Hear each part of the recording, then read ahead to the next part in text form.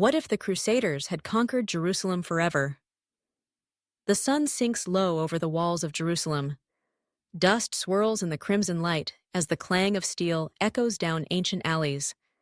Crusader knights, armored like moving towers, storm through gates drenched in fire and blood.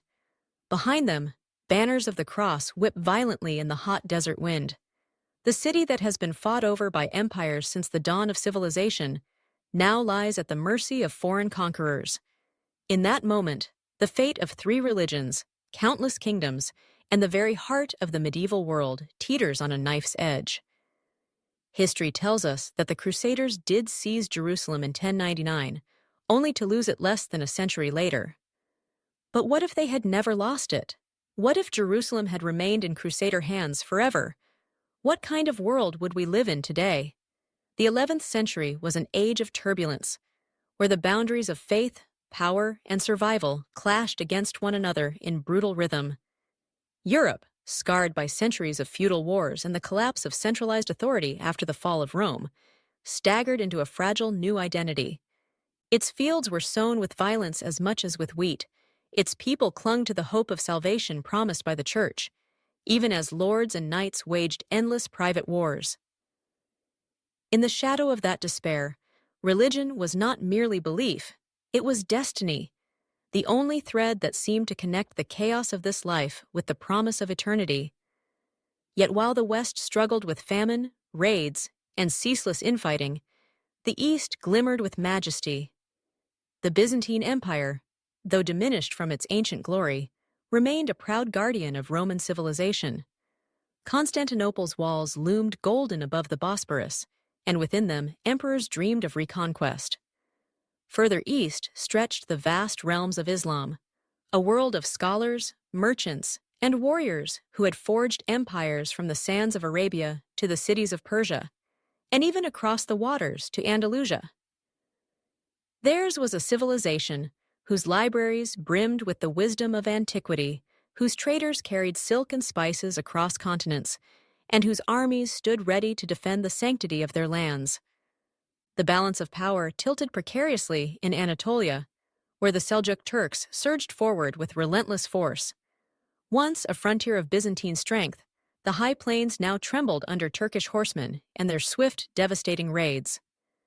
The Byzantine emperor, Alexios I Komnenos, gazed upon his shrinking empire and realized that, without help, the very survival of Constantinople was at stake.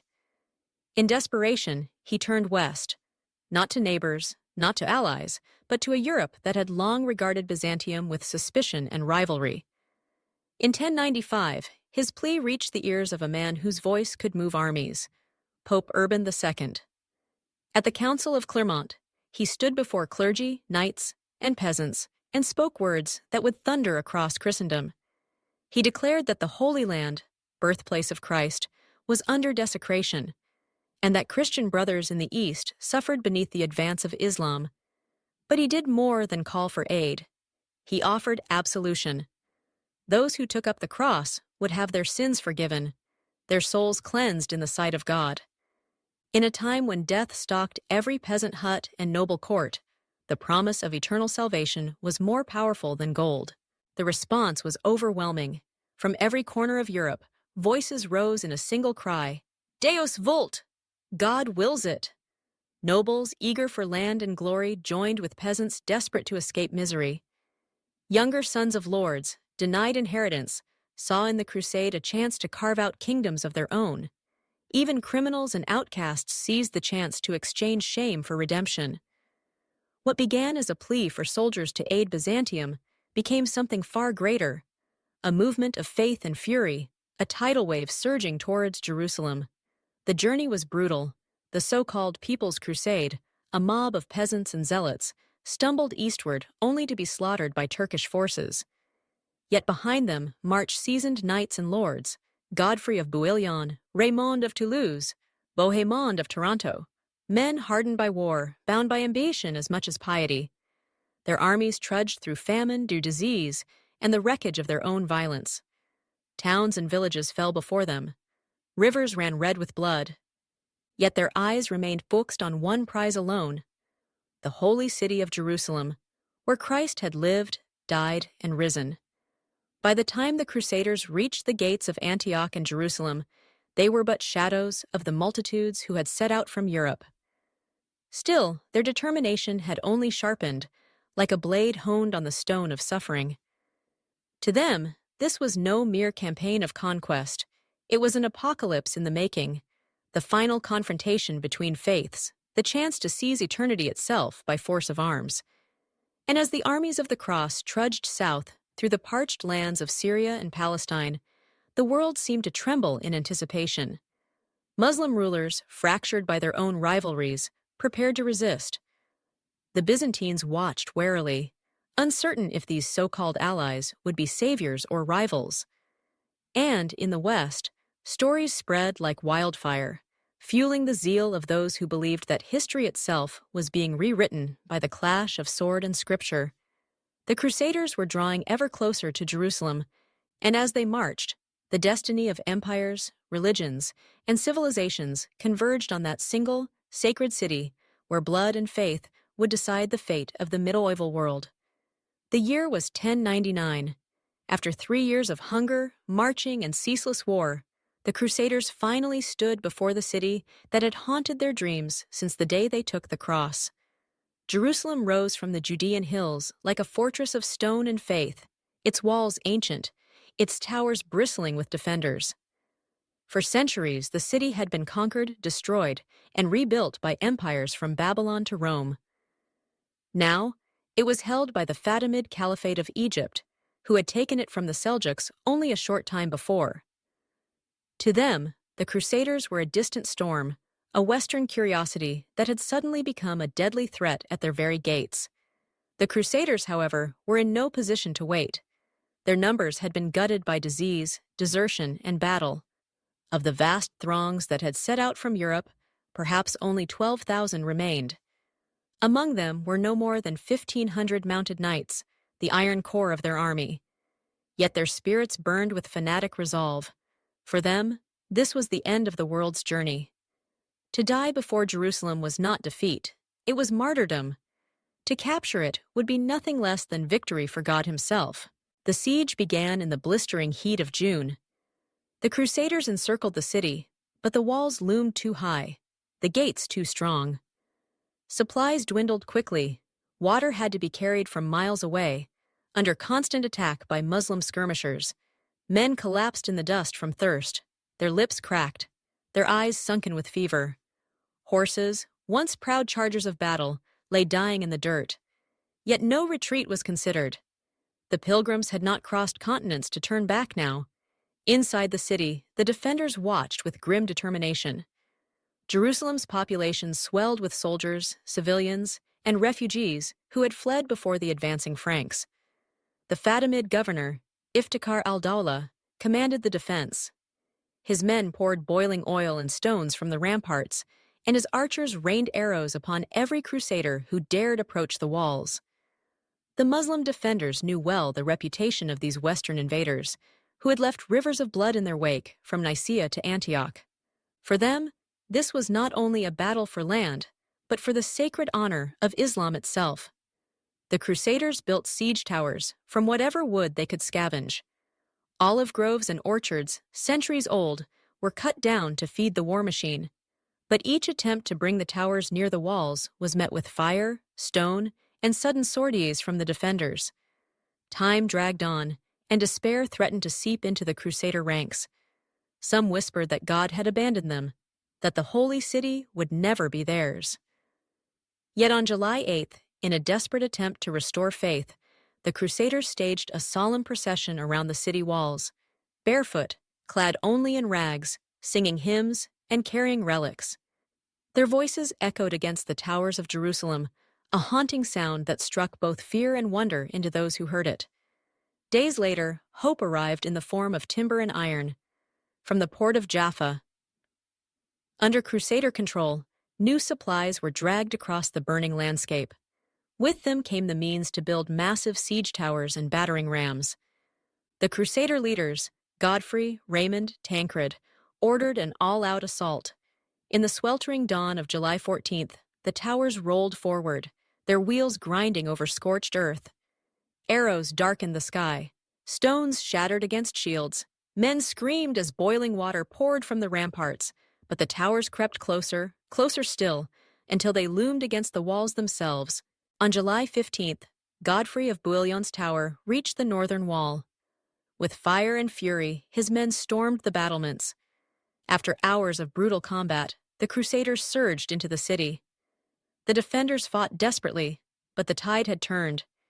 Gates were flung open, and knights poured through like an iron flood. Jerusalem, the jewel of prophets and kings, fell to the Crusaders' swords. What followed was slaughter. Chroniclers describe the streets running with blood, bodies piled in the courtyards of holy places. Muslims and Jews alike were cut down without mercy, their sanctuaries desecrated in the frenzy of conquest. To the Crusaders, this was divine judgment, proof that God had granted them victory. They wept, prayed, and sang hymns in the church of the Holy Sepulchre, even as the smoke of burning homes rose above the city. The First Crusade had achieved the impossible. Against overwhelming odds, a ragged army from the distant west had seized the most contested city on earth. The Kingdom of Jerusalem was proclaimed, and Godfrey of Bouillon, refusing to wear a crown where Christ had worn thorns, took the title of Defender of the Holy Sepulchre. For a moment, Christendom believed itself triumphant, that the cross had been planted forever in the heart of the Holy Land. But history is never so simple, for even as the Crusaders knelt in victory, forces were gathering beyond the horizon. The Islamic world, fractured but far from broken, would rise again, and the fragile kingdom built upon blood and zeal would soon face storms greater than any they had yet endured. The Kingdom of Jerusalem did not rest long upon its blood-stained foundations. For decades after 1099, the Crusader states clung to survival like fragile outposts of Europe transplanted into an ocean of Islamic power. Castles rose along the hills of Palestine, fortresses of stone that looked down upon trade routes and valleys. The Knights of the Cross ruled over local populations who vastly outnumbered them, their authority precarious, their power always at risk of being swept away. They were a warrior aristocracy perched on a knife's edge, dependent upon reinforcements from Europe and uneasy alliances with neighboring powers. For years, division within the Islamic world had given the Crusaders their window of survival. Seljuk princes fought one another, while the Fatimid Caliphate in Egypt quarreled with rivals in Syria. But history does not leave vacuums unfilled.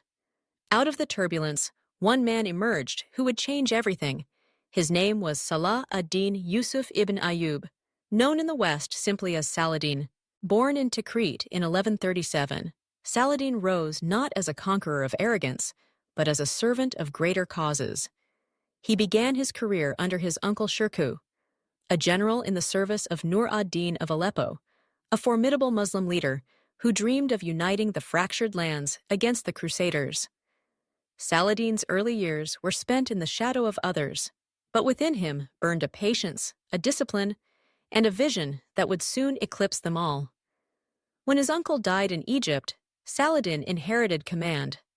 At first regarded as young and untested, he quickly demonstrated both military brilliance and political cunning. By 1171, he had abolished the Fatimid Caliphate, restoring Sunni rule in Cairo, and placing Egypt firmly under his command. But Saladin was more than a conqueror. He was a statesman who understood that the Crusader threat could not be defeated while the Muslim world remained divided. With tireless effort, he wove alliances, subdued rivals, and bound together Egypt and Syria into a single mighty realm. His reputation spread far beyond his borders, not only as a warrior, but as a man of honor, respected even by his enemies. In the courts of Europe, tales of his chivalry would become legend, but to his contemporaries, his purpose was deadly serious, the liberation of Jerusalem from Crusader hands. By the 1180s, the fragile balance that had sustained the Latin kingdom was cracking. Internal rivalries among the Crusaders themselves weakened their resolve. Kings and lords quarreled over succession and strategy. The infamous Renaud de Chatillon, a reckless warlord, broke truces and raided caravans, provoking Saladin's wrath. Tension built with every passing year, until in 1187, the storm finally broke. Saladin gathered a massive army, tens of thousands strong, drawn from across his dominions. Against him, the Crusaders mustered their knights, the last defenders of their sacred prize. They met in the blazing July heat at the Horns of Hattin, near the Sea of Galilee. What unfolded there was one of the most decisive battles of the medieval age. The Crusaders, parched and exhausted, found themselves encircled, their lines broken by relentless waves of Muslim cavalry. Smoke and fire choked the air as Saladin's men set the dry grass ablaze, driving the Franks into chaos. By the end, the flower of Crusader nobility lay dead or captured.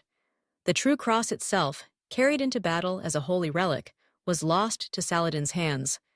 With victory at Hattin, the road to Jerusalem lay open. In October 1187, Saladin's armies encircled the city. Unlike the Crusaders of 1099, he did not unleash massacre. Negotiations led to a peaceful surrender, allowing Christians to leave in safety.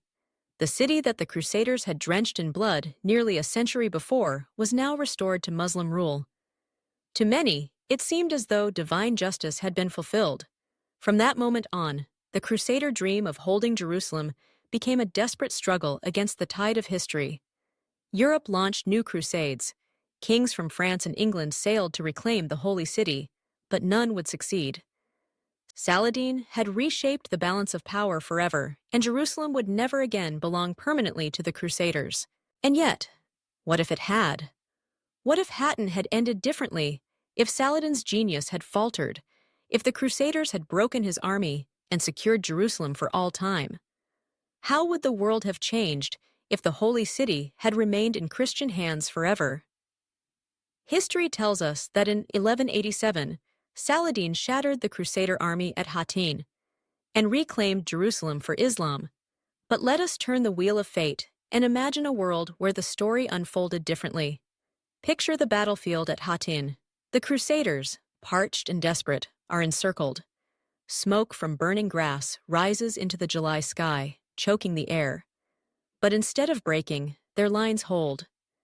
Godfrey's heirs and the commanders of the kingdom rally their knights in a desperate last charge.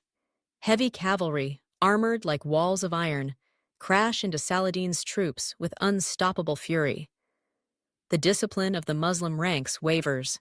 Their cavalry, so often the masters of maneuver, are caught and crushed. By the end of the day, the relic of the true cross remains firmly in Christian hands, and Saladin himself is forced to retreat. Jerusalem does not fall. Instead, the Crusaders, emboldened by their miracle of survival, fortify their hold on the Holy City. Reinforcements arrive not in trickles, but in waves, for news of victory spreads across Europe like wildfire. In Paris, Rome, and London, church bells thunder as pilgrims and warriors take the cross anew. The West sees not a fragile kingdom clinging to existence, but a triumphant beacon proving that Christendom can prevail in the East. This changes everything. The aura of invincibility that Saladin carried in our world never materializes. Instead of being remembered as the great unifier of the Muslim world, he becomes a commander humbled by defeat, his reputation questioned, his alliances strained. Rivals in Syria and Mesopotamia seize upon his failure to fracture his coalition. Egypt remains restless, never fully bound to his dynasty. The unity that once brought Muslim armies under one banner dissolves into renewed rivalry. Meanwhile, the Crusader states thrive. Secure in Jerusalem, the Latin kings transform their fragile outpost into a permanent realm.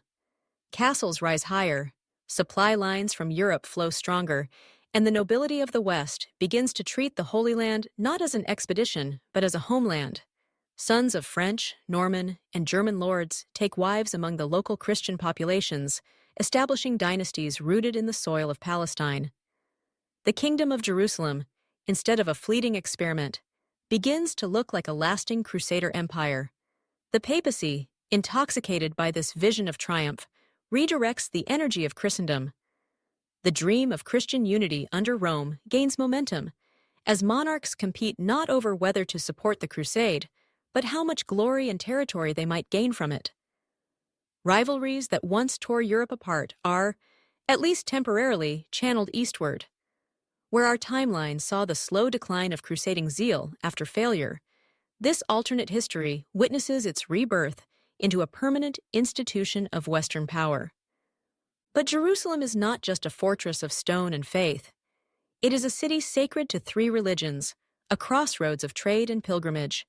With Crusaders entrenched forever, the balance of culture and commerce begins to tilt. Italian merchants carve out monopolies in the eastern Mediterranean, transforming the Crusader states into lucrative arteries of trade between East and West.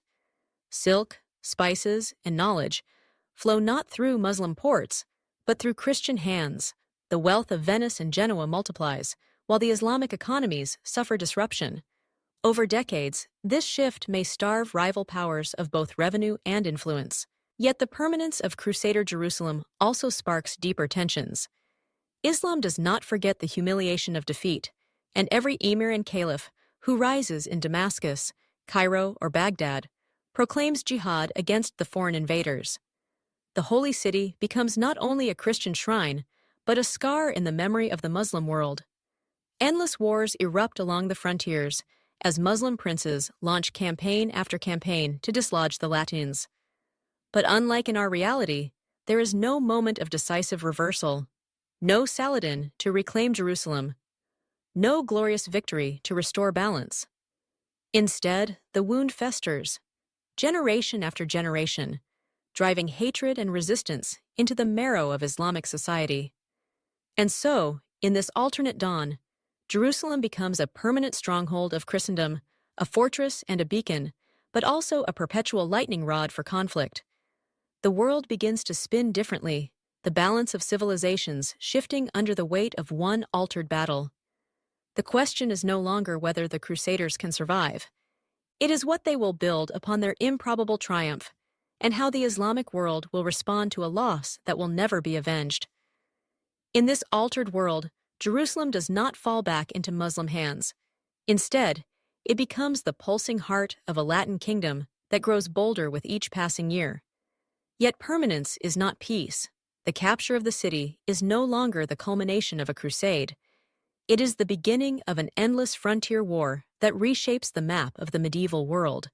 From the deserts of Egypt to the plains of Mesopotamia, news of the Crusaders' survival burns like a brand upon the soul of Islam. Saladin's defeat at Hattin does not unite, but divides. His coalition splinters as rival princes accuse him of failure, and his dream of a united front against the Latins collapses. Cairo and Damascus turn inward, obsessed with power struggles, while the memory of humiliation festers. In place of the towering figure of Saladin, there is only a vacuum of mistrust and division. The great counterstroke that in our world reclaimed Jerusalem never comes. For the Crusaders, this fractured opposition is a gift. With Italian fleets supplying their ports and European nobles eager for new lands, the Kingdom of Jerusalem begins to expand.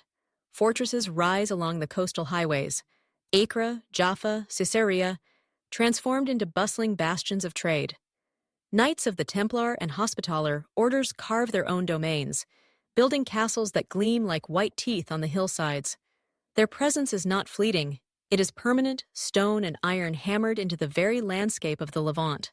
Yet permanence comes at a cost. Every spring, the frontier ignites. Muslim warbands raid the borders, harrying villages, torching crops, striking at caravans. In retaliation, Crusader lords launch punitive expeditions, banners fluttering under the blazing sun. These are not the desperate campaigns of exiles fighting for survival.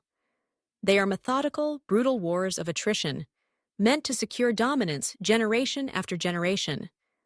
The clash of cultures becomes less a single crusade and more a grinding, endless drumbeat.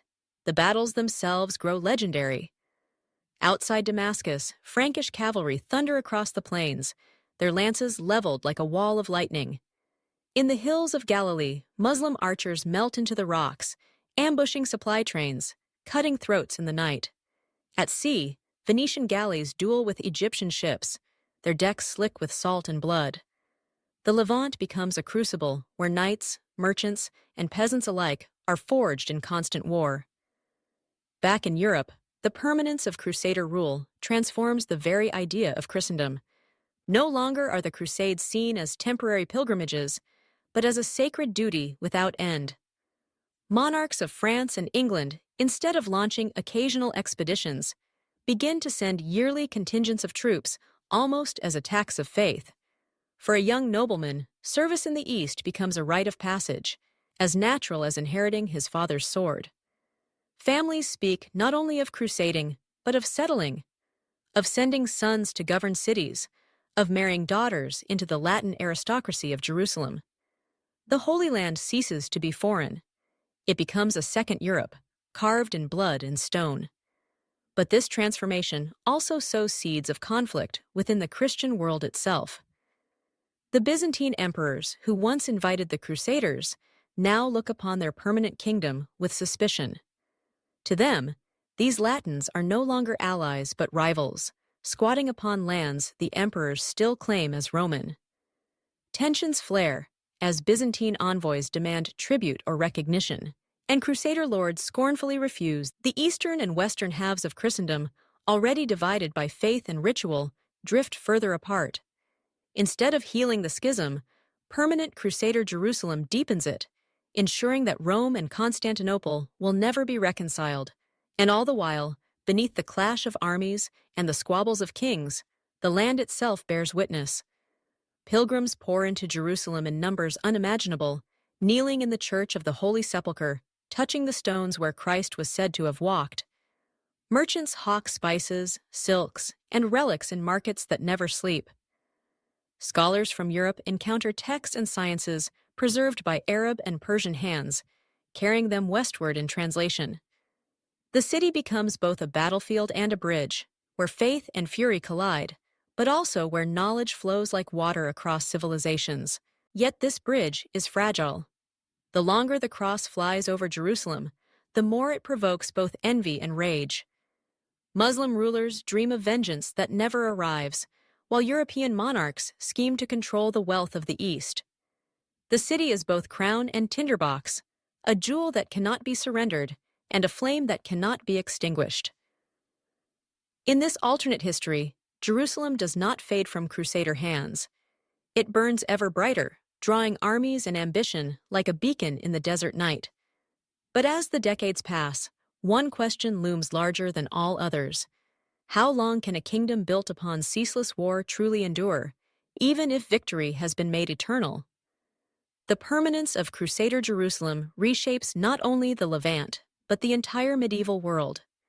As the cross remains fixed upon the walls of the Holy City, empires both near and far are forced to recalculate their destinies. In Byzantium, emperors gaze uneasily eastward.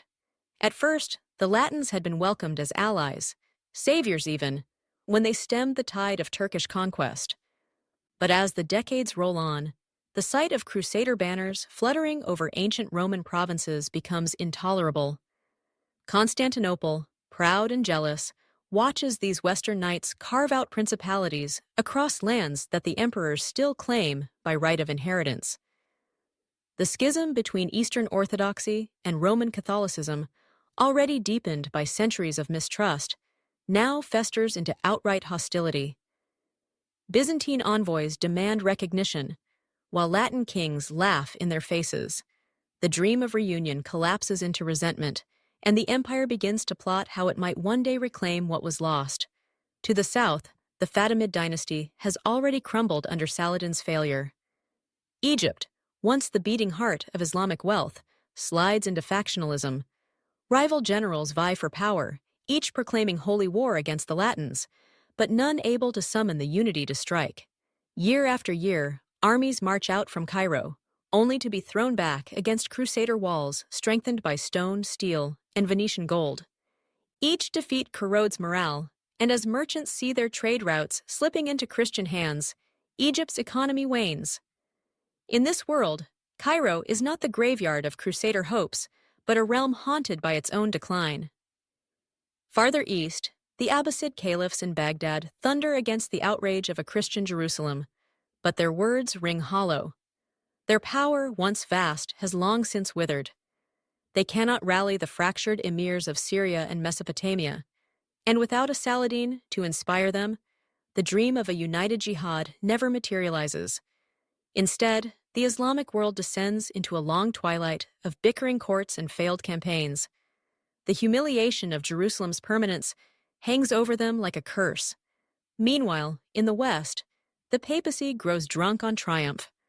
Popes who once struggled to rally support for distant crusades now command kings like generals. The permanent conquest of Jerusalem becomes a symbol of Rome's authority, proof that obedience to the papal vision brings victory. Monarchs of France, England, and the Holy Roman Empire compete for influence in the East, each sending armies, not as desperate adventurers, but as long-term investors in the Holy Land. Feudal families accumulate estates stretching from Normandy to Galilee, weaving the Levant into the fabric of European aristocracy. Yet with success comes corruption. The same rivalries that plagued Europe now creep into Jerusalem's narrow streets. Italian merchants squabble over ports, Venetians clashing with Genoese in bloody riots along the quays of Acre. Templar and Hospitaller knights, once brothers in arms, vie for dominance, their castles bristling with silent hostility as much toward each other as toward the enemy beyond. Kings of Jerusalem, heirs of Godfrey, struggle to hold together a realm both blessed with wealth and cursed with envy. And in the distance, another storm brews. Beyond the deserts, beyond the mountains of Persia, a new power stirs: the Mongols. In our history, their thunderous advance would devastate the Islamic world, sweeping away caliphates and kingdoms alike. In this alternate timeline, their arrival encounters a fractured Islam even weaker, unable to resist the tide. But for the Crusaders, the Mongols represent a terrifying uncertainty. Are they a scourge sent by God to punish the infidel, or a barbarian flood that could drown Christendom itself? The Latin kings of Jerusalem must decide: to treat these riders as allies against the Muslims, or as enemies whose hunger for conquest knows no bounds. Thus, the Holy City becomes the fulcrum upon which empires tilt. Byzantines plot in secret, Muslims bleed in frustration, popes proclaim new visions of eternal war, and Mongols loom like an approaching storm. The permanence of Crusader Jerusalem does not bring stability, it magnifies chaos. Every kingdom, every empire, is forced to reckon with the impossible fact that the Latins have seized the very heart of the East and will not let it go. In this crucible of ambition, betrayal, and war, Jerusalem ceases to be merely a city. It becomes the axis of the medieval world, the pivot around which destiny itself turns. And as the decades grind on, the question grows sharper: will this kingdom of blood and faith expand into an empire that reshapes the globe, or collapse under the weight of enemies without and rivalries within? By the mid-13th century, in this alternate world, Jerusalem has stood under the cross for generations. What began as a fragile conquest has hardened into an empire. Sons and grandsons of the first Crusaders now rule estates stretching from the hills of Judea to the ports of the Levant. But permanence has not bred peace. Instead, it has created a battlefield that consumes all who draw near. The Islamic world seethes with humiliation. Every sermon in Damascus, every call to prayer in Baghdad carries the echo of loss. Emirs and sultans, fractured and suspicious of one another, nevertheless pour men and gold into endless wars to retake the city. Time after time, their armies march against the Crusader fortresses. Time after time, they break upon walls reinforced by stone, fire, and the relentless steel of Frankish knights. The dream of reclaiming Jerusalem never dies, but in this world, it never succeeds. Each defeat deepens the wound, turning the Holy City into both obsession and curse. Yet the greatest threat comes not from Islam, but from the East. In the 1240s, thunder rolls across the steppes as the Mongols descend upon the Middle East. Cities that had stood for centuries fall in weeks. Baghdad is burned, its libraries reduced to ash, its caliph put to the sword. In our history, the Mongols clashed with both Muslim powers and Crusader states alike. But in this altered timeline, the balance is different. The Crusaders, entrenched in Jerusalem, see opportunity in the chaos. Envoys ride east to meet Mongol generals beneath tents stitched from silk and horsehide. There, amid the smell of smoke and sweat, the Latin kings offer alliance, Christian steel in exchange for Mongol fire. The prospect is tempting. To the horse lords, religion matters little. Conquest is everything, and so, for a brief and terrifying moment, the armies of Christ and the hordes of the steppes march side by side. The result is cataclysmic. Aleppo falls beneath a storm of arrows and catapults, its minarets toppled in fire. Damascus, jewel of the Levant, is sacked, its treasures divided between Mongol khans and Crusader lords. For the first time, Muslim power in the region shatters beyond repair. Refugees stream south toward Egypt, carrying with them tales of cities annihilated, of knights and horsemen tearing down the very heart of Islamic civilization. Jerusalem, untouched, grows fat upon this destruction. The Latin kingdom expands beyond its wildest dreams, swallowing Syria and stretching its borders toward Mesopotamia. In Acre and Tyre, the harbors overflow with ships, carrying spices, silk, and silver westward. In Paris, Rome, and London, the Holy Land is no longer spoken of as a distant frontier. It is a cornerstone of Christendom, a second homeland as permanent as France or England. But alliances with monsters carry their price. The Mongols do not fight for crosses or crowns. They fight for plunder, for tribute, for dominion. When the Crusaders hesitate to yield spoils or to bend the knee, tensions flare.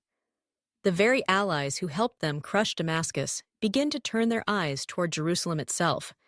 In this world, the Latin kings face not only the fury of Islam, but the cold hunger of the steppes. On the frontiers, the clash is apocalyptic. Imagine the plains of northern Syria, thousands of Mongol riders wheeling in clouds of dust, arrows whistling like rain, their banners snapping in the wind. Against them charge the mailed knights of Christendom, lances lowered, sunlight flashing off steel. The ground shakes beneath hooves as east and west, cross and horde, collide in thunder. Chroniclers would later write of rivers choked with corpses, of fields where the dead lay so thick no grass grew for years. Yet despite the devastation, Jerusalem itself endures. Its walls are manned not only by Frankish soldiers, but by generations born in the Holy Land, men who call themselves neither fully European nor fully Levantine, but something new, children of a kingdom forged in war. For them, the city is not a relic to be won or lost. It is home, and they will kill or die for it without hesitation. By the late 13th century, the Crusader kingdom has become an empire unlike any the world has known, surviving the fury of Islam and enduring the whirlwind of the Mongols. But survival comes with a darker question. Can a realm built upon ceaseless bloodshed ever transform into something greater? Or is it doomed to be consumed by the very wars that sustain it? By the 14th century, in this alternate history, the Kingdom of Jerusalem has ceased to be a frontier state. It is now an empire in its own right, a latticework of fortresses and cities stretching from the Levant into the rich valleys of Syria. Generations of Latin lords have been born in its palaces, speaking not only French or Latin, but Arabic as well, ruling over a patchwork of Christians, Muslims, and Jews. The Holy Land has become something paradoxical, at once a European colony and a native realm, an outpost of Christendom that has grown roots deep into the soil of the East. The permanence of Crusader rule transforms the cultural landscape of both Europe and the Middle East. Scholars from Paris and Bologna traveled to Jerusalem not as pilgrims, but as residents, translating Arabic texts into Latin, studying medicine, astronomy, and philosophy preserved in the East. In return, Western architecture, law, and feudal customs are imposed upon the Levant, reshaping its cities into strange hybrids. Churches built atop old mosques, marketplaces where Latin and Arabic mingle like the spices that perfume the air. A new elite emerges, one that calls itself Franks, but is indistinguishable from locals in dress and tongue. Children of mixed marriages grow up speaking the languages of both conqueror and conquered. serving as bridges between two worlds that have long been at war. But if the cultural exchange is rich, the political cost is staggering. The presence of a permanent Christian Jerusalem has ensured that Europe's attention is fixed eastward for centuries. The papacy, now accustomed to wielding the Holy Land as a symbol of divine legitimacy, interferes relentlessly in European affairs. Kings who once might have turned their ambitions toward consolidating power at home instead pour wealth and armies into the Levant. The 100 Years' War between England and France, so devastating in our timeline, is muted here as both crowns pour resources into defending their holdings in the East. The map of Europe itself bends under the gravitational pull of Jerusalem, wars delayed or redirected by the unending need to sustain the cross on its distant throne. In the Muslim world, the scar never heals. The loss of Jerusalem festers as a constant humiliation, passed from father to son in sermons, poems, and prayers. Each generation rises with the dream of reclaiming the holy city, only to be crushed against Crusader walls. The result is a society locked in bitterness, unable to move beyond the obsession with what was taken. Trade routes are strangled, economies weakened, dynasties toppled by their failure to achieve the one victory their people demand. Without the galvanizing triumph of Saladin, no golden age of Muslim resurgence comes. Instead, Islam remains divided, fractured, a patchwork of emirs and sultans perpetually at war with one another and perpetually defeated. And yet, history is never static. To the north, the Byzantine Empire grows weaker with each passing century, harried by Turks and shaken by civil wars. In our world, Constantinople fell to the Latins in 1204 and to the Ottomans in 1453. But in this alternate reality, the Latin kings of Jerusalem never forget their suspicion of Byzantium. Instead of a temporary sack, pressure from the Crusader East becomes constant, bleeding the empire dry. By the time Turkish tribes rise in Anatolia, Byzantium is already broken, its lifeblood siphoned away by Latin rivals. Constantinople may fall earlier, or perhaps even be claimed directly, by the kings of Jerusalem themselves, turning the old Roman capital into another jewel of the cross. The Mongols, too, leave their mark. Their devastation of Mesopotamia clears away the last vestiges of Abbasid power, leaving a vacuum that the Crusaders exploit. Yet Mongol ferocity is double-edged. Periods of uneasy alliance are followed by sudden clashes, as Latin lords refuse to bow to Khans who demand tribute. Battles erupt across the Euphrates, where the thunder of hooves and the crash of lances echo through the night.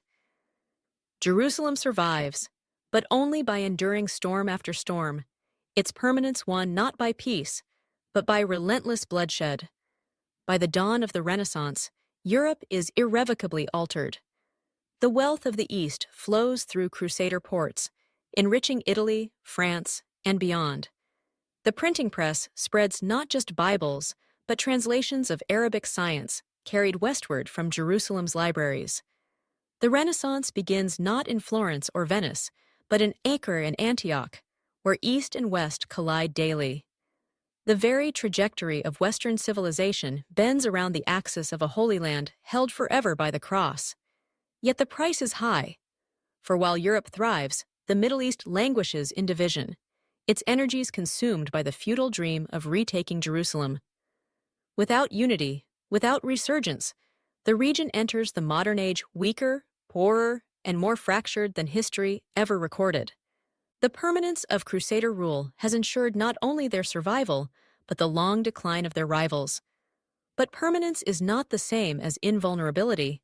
As the centuries pass, new powers arise on the horizon, empires with ambitions and technologies beyond the imagining of medieval knights. And in a world where Jerusalem remains forever under the cross, the question becomes, who will ultimately inherit this empire of blood and faith? By the 15th century, the Crusader kingdom that began as a desperate gamble has become an empire with centuries of history behind it. Its kings trace their lineage proudly back to Godfrey of Bouillon. Its nobles rule estates that have weathered generations of war, and its cities gleam with wealth drawn from the arteries of trade. Yet permanence has drawn the attention of a new power, one that in our history would become the most formidable Islamic empire of the age, the Ottomans. From the mountains of Anatolia, Turkish warriors carved their way westward, swallowing Byzantine lands piece by piece. In our timeline, their greatest triumph came with the fall of Constantinople in 1453. But in this alternate world, their path is altered. Byzantium, weakened long before by Latin pressure, offers little resistance. Instead, the Ottomans find their fiercest obstacle not in a fading Greek empire, but in the entrenched Crusader states to the south. The stage is set for a confrontation of colossal scale. Ottoman ambition against the Latin cross of Jerusalem. The battles that follow are unlike any the medieval world has seen. Ottoman cannons roar across the plains of Syria, their thunder shaking the earth. Walls that had defied emirs and sultans for centuries now shudder under the relentless pounding of gunpowder. Yet the Crusaders, hardened by centuries of frontier war, are no easy prey. Their fortresses, perched upon hills and ridges, are rebuilt in the Italian style. Angled bastions, thicker walls, designed to withstand the fire of artillery. The knights who once charged with lance and sword now fight beside gunners, their banners flapping above clouds of smoke. Jerusalem itself becomes the heart of a new crusade, not declared by pope and king as in the old days, but by necessity. All of Europe feels the pull of the Holy City. Italian city-states send fleets, Spain dispatches troops fresh from victories over the Moors, and the Holy Roman Empire funnels its wealth into the defense of the cross. The Ottoman advance, unstoppable in our world, meets a wall of iron and faith in this one. Where Constantinople fell in days, Jerusalem resists for years, becoming a bulwark not only of Christianity, but of Europe itself. The consequences ripple outward. The age of exploration, which in our timeline was driven in part by Europe's hunger for Eastern trade routes, is delayed. With the Levant still under Christian control, spices and silks flow westward more securely, lessening the desperation to find a sea route around Africa. Columbus may still sail, but perhaps later, and perhaps not under Spanish patronage. The discovery of the New World may unfold differently, reshaping the entire trajectory of global history. Meanwhile, the Middle East transforms into a graveyard of Ottoman ambition. Campaign after campaign bleeds their armies dry against Crusader fortresses and European reinforcements. Where in our reality the Ottomans dominated the Eastern Mediterranean, here they find themselves checked, their empire forced to turn north and east rather than south. The balance of power tilts. Instead of a Muslim empire stretching to Cairo and beyond, the Ottomans remain confined, and the Latin kingdom continues to endure. Yet survival does not mean harmony. Within Jerusalem's walls, the tension of centuries continues to simmer. Muslims and Jews, allowed to live under Latin rule but stripped of political power, grow restless. Rebellions flare, crushed in fire and blood. Crusader lords squabble over succession. Italian merchants riot over monopolies, and papal envoys meddle endlessly in politics. The Empire of the Cross, though mighty, is not unbreakable. It is a realm bound together by faith and war, but vulnerable to the same corruption and ambition that doomed empires before it. And still the question looms: how long can the cross remain fixed forever in the heart of Jerusalem? Will the Latin kingdom evolve into a modern empire, bridging Europe and Asia into a single civilization? Or will it eventually collapse beneath the weight of enemies, betrayals, and the inexorable march of time? And so we arrive at the end of this alternate journey through time, where the Crusaders did not falter, where the banners of the cross never fell from the walls of Jerusalem. In this world, the kingdom of heaven was not a fragile outpost destined to collapse, but an empire forged in blood and tempered by centuries of war. For generations, its survival rewrote the destiny of continents. Europe, instead of being torn apart by endless internal wars, poured its strength into the East, channeling ambition toward the Holy Land. The Middle East, instead of rising to new golden ages under leaders like Saladin or later the Ottomans, sank into disunity, Its resources bled dry in futile attempts to reclaim what had been lost. Trade, culture, and even the Renaissance itself bent around the axis of a Jerusalem held forever by Latin kings. The world became a place where East and West collided not in passing, but in permanence, locked in a dance of conflict, commerce, and uneasy coexistence. Imagine the city itself in this altered age. The streets of Jerusalem ring with the clang of hammers on stone, as fortresses are rebuilt with Renaissance bastions. Markets overflow with merchants from Venice, Damascus, and Cairo, shouting in a dozen languages. Pilgrims from France and Spain kneel beside Greek monks, Armenian traders, and Jewish scholars, all within sight of the Church of the Holy Sepulchre. The city is both a fortress and a crucible, where cultures blend under the shadow of towers that have never fallen. And yet, the permanence of the cross is not without cost. Generations of Muslims grow up with the loss of Jerusalem etched into their memory like a scar that never heals. Each call to prayer carries the ache of a holy city that cannot be reclaimed. Jews, too, live as subjects under Latin lords, tolerated but rarely free. The dream of peace between faiths never blossoms here. Instead, the region becomes a battlefield of memory, where war is not an episode but a condition of life itself. The ripple effects spread even farther. Without the Ottoman conquest of Constantinople, without Muslim control of eastern trade routes, the urgency that drove Europe to seek the New World diminishes. Perhaps Columbus sails later. Perhaps the Americas remain untouched for generations longer, their fate postponed or redirected. The age of empires, colonization, and global conquest, as we know it, might never emerge in quite the same form. A single battlefield in Galilee, a single victory held by the Crusaders, may have altered the entire course of global history. And so we are left with the question, would this world have been better or worse? Would the permanence of Crusader Jerusalem have created a bridge of cultures, a shared empire of East and West, or merely centuries more of bloodshed, resentment, and unending war? Would the Renaissance have flourished sooner, or would it have been strangled by endless crusades? Would discovery of the Americas have been delayed, changing forever the rise of Europe and the fate of the entire globe? Most haunting of all, would you want to live in such a world? A world where the holy city is forever in Christian hands, yet forever besieged by hatred? A world where the cross stands eternal, but at the cost of peace? History as we know it is full of loss and triumph, of kingdoms that rise and fall. The Crusaders did seize Jerusalem, but they did not keep it. Perhaps that impermanence is what spared us an age of endless holy war.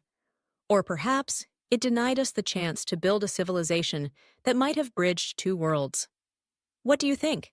If the Crusaders had conquered Jerusalem forever, would our world today be brighter, darker, or simply different beyond recognition? Let us know in the comments below. And if you enjoyed this journey into alternate history, don't forget to like this video, share it with others who love the great what-ifs of the past, and subscribe for more stories where the fate of the world turns upon a single moment in time.